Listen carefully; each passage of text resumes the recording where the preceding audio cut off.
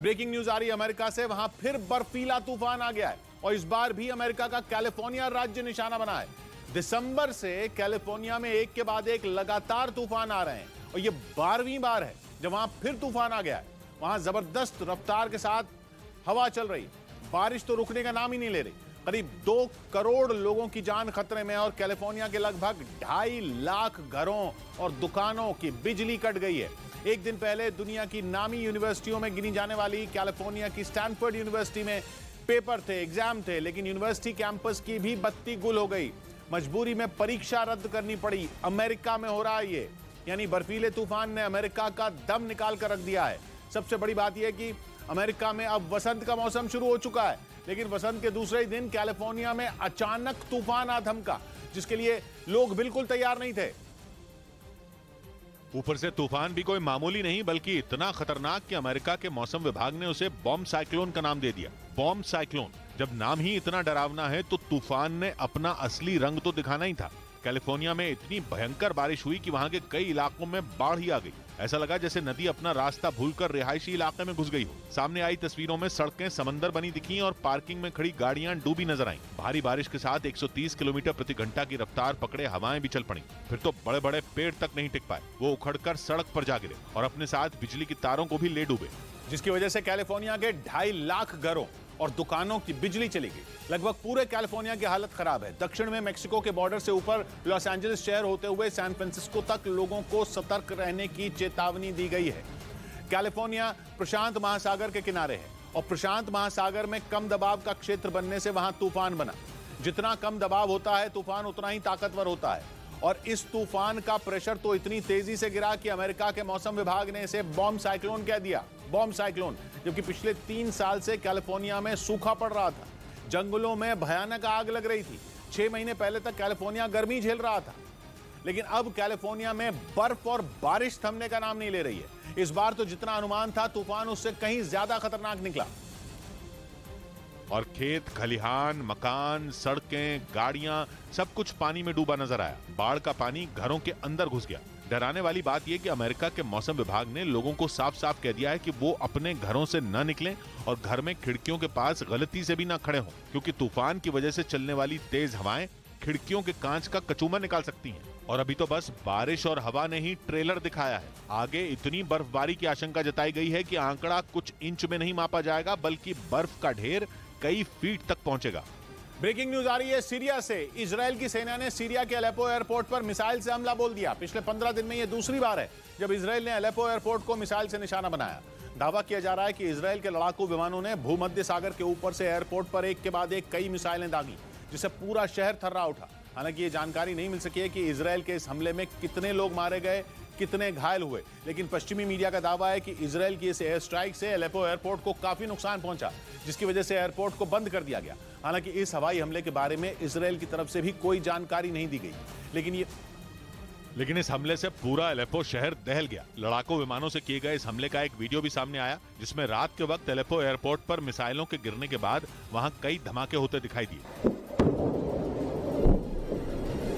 धमाके की वजह से वहां तेज रोशनी के साथ आग का बवंडर उठता दिखाई दिया। देखकर ऐसा लगा जैसे वहां कोई ज्वालामुखी फटा हो। पश्चिमी मीडिया ने दावा किया कि भूमध्य सागर के ऊपर उड़ान भरते हुए इजरायल के लड़ाकू विमानों ने अलेप्पो एयरपोर्ट को निशाना बनाया। टारगेट को तबाह करने के लिए इजरायली फाइटर जेट ने एक के बाद एक कई मिसाइलें बरसाई, जिनमें एयरपोर्ट को काफी नुकसान पहुंचा। लेकिन ये पहला मौका नहीं है जब इजरायल ने सीरिया के अलेप्पो शहर पर धावा बोला है। इससे पहले 8 मार्च को भी इजरायल ने अलेप्पो में मौजूद एक रिहायशी इमारत को अपनी मिसाइल से तबाह कर दिया था, जिसमें 3 लोगों की मौत हो गई थी। पश्चिमी मीडिया का कहना है कि इजरायल ने जिस इमारत को निशाना बनाया था उसमें चरमपंथी संगठन हिजबुल्लाह के कई लड़ाके रह रहे थे, जिसकी भनक लगते ही इजरायल की सेना ने उन पर धावा बोल दिया था।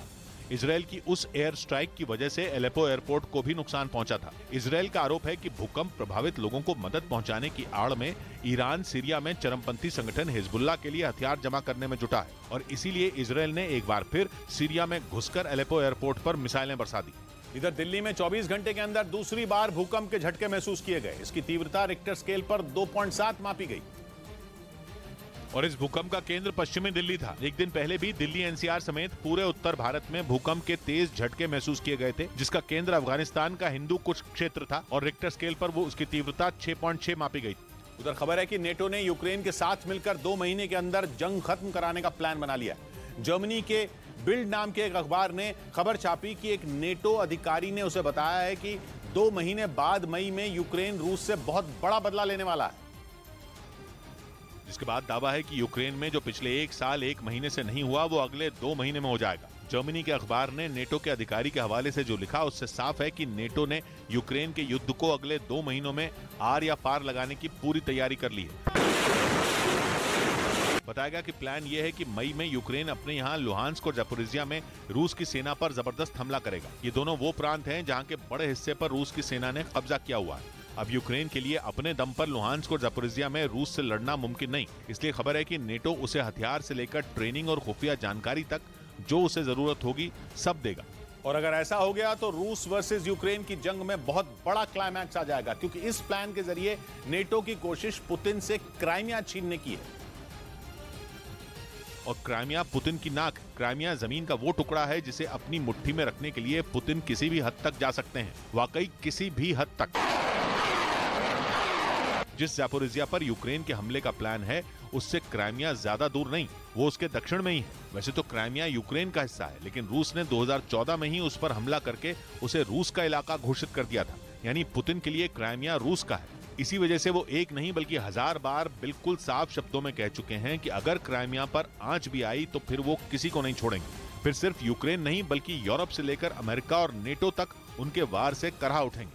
इधर दिल्ली में प्रधानमंत्री नरेंद्र मोदी के खिलाफ पोस्टर लगाने के मामले में पुलिस ने 36 एफआईआर दर्ज की। पोस्टर छापने, लगाने और गाड़ी से अलग अलग इलाकों में भेजने वालों पर भी दिल्ली पुलिस ने एक्शन लिया और इस कार्रवाई में 6 लोगों को गिरफ्तार कर लिया गया। इस दौरान पुलिस ने एक गाड़ी से कुछ पोस्टर भी जब्त किए। बताया गया कि प्रधानमंत्री के खिलाफ ये पोस्टर दिल्ली के नारायणा इलाके में छपवाए गए थे, जिसके मालिक को भी पुलिस ने गिरफ्तार कर लिया।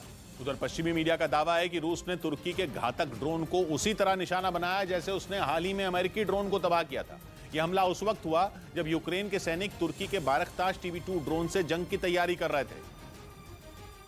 तभी रूस के सुखोई 27 लड़ाकू विमान ने उस पर अटैक कर दिया। हालांकि इस बात की जानकारी नहीं मिल सकी कि यह हमला किस इलाके में हुआ, लेकिन पश्चिमी मीडिया का दावा है कि रूसी सेना के हमले में तुर्की के बारकताश TB2 ड्रोन को ज्यादा नुकसान नहीं पहुंचा। खबर है कि हमले के वक्त यूक्रेन के सैनिक युद्ध का अभ्यास कर रहे थे। इसी बीच रूस का एक सुखोई 27 लड़ाकू विमान इस ड्रोन के नजदीक पहुंच गया और जिस तरह हाल ही में अमेरिकी MQ-9 रीपर ड्रोन को निशाना बनाया गया था, उसी तरह उसे भी उड़ाने की कोशिश की गई।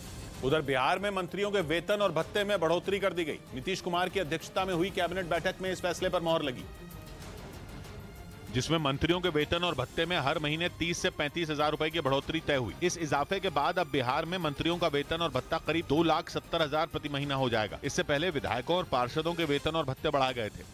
इस बीच इजरायल के एक रिटायर्ड जनरल अमीर अबीवी ने यह दावा किया कि ईरान को सबक सिखाने के लिए बेंजामिन नेतन्याहू 3 महीने के अंदर उस पर हमला कर सकते हैं, क्योंकि लाख मना करने के बाद भी ईरान परमाणु हथियार बनाने में जुटा है। अमेरिका भी यह दावा कर चुका है कि ईरान एटम बम बनाने के बेहद करीब है, जिससे इजरायल की टेंशन बढ़ती जा रही है, क्योंकि वो जानता है कि अगर ईरान ने एटम बम बना लिया तो उसका पहला टारगेट कोई और नहीं बल्कि इजरायल ही होगा। इसीलिए इजरायल ईरान को परमाणु ताकत बनने से रोकने की हर मुमकिन कोशिश में जुटा है। कई बार इजरायल के प्रधानमंत्री बेंजामिन नेतन्याहू ईरान के परमाणु ठिकानों पर मिसाइल दागकर उड़ाने की धमकी भी दे चुके हैं, लेकिन इन धमकियों का ईरान पर कोई असर नहीं हुआ, जिससे इजरायल और बौखलाया हुआ है। इस बीच इजरायल के एक रिटायर्ड जनरल अमीर अबीवी ने दावा किया कि अगर ईरान ने परमाणु कार्यक्रम नहीं रोका तो बेंजामिन नेतन्याहू 3 महीने के अंदर उसके खिलाफ जंग छेड़ देंगे। और इसके साथ ही उन्होंने अमेरिका पर आरोप लगाया कि ईरान पर नकेल कसने में बाइडेन पूरी तरह फेल साबित हुए हैं। इसी वजह से इजरायल को ईरान के खिलाफ कड़े कदम उठाने के लिए मजबूर होना पड़ रहा है, क्योंकि अगर अब ईरान को नहीं रोका गया तो वो पूरी दुनिया के लिए खतरा बन जाएगा और इसीलिए उसके खिलाफ एक्शन लेने की जरूरत है। पिछले हफ्ते भी बेंजामिन नेतन्याहू ने अपने यूरोप दौरे के दौरान यह ऐलान किया था कि इजरायल अकेले ही ईरान को सबक सिखा सकता है। उन्होंने साफ कहा था कि इजरायल किसी भी कीमत पर ईरान को उसके मंसूबों में कामयाब नहीं होने देगा, चाहे इसके लिए उसे अकेले ही ईरान से क्यों न भिड़ना पड़े। मतलब इजरायल ने 2 टूक कह दिया कि ईरान से जंग लड़ने के लिए उसे यूरोप की जरूरत नहीं है।